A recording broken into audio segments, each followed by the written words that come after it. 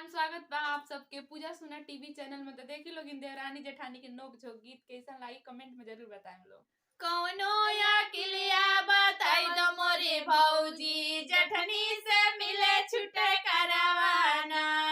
कौनो या किलिया बताई दो मोरे भौजी जेठनी से मिले छुटे करवाना। घरवा दुआरवा लग कोई दाना ना दो जेठनी से मिले छुटे करवाना।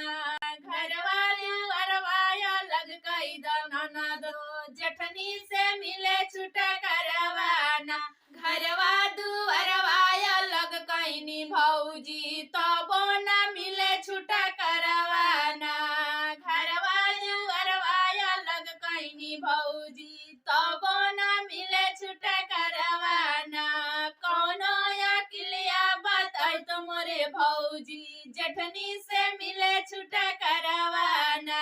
खेता खलिहनवा लग कोई दाना ना दो जेठनी से मिले छुटे करवाना।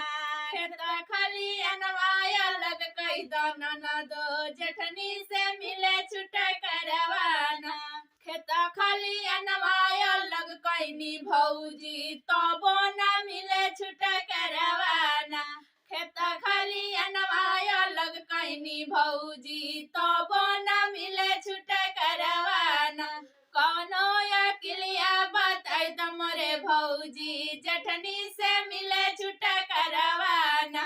देके महुरवा लग होई जाना ना दो जेठनी से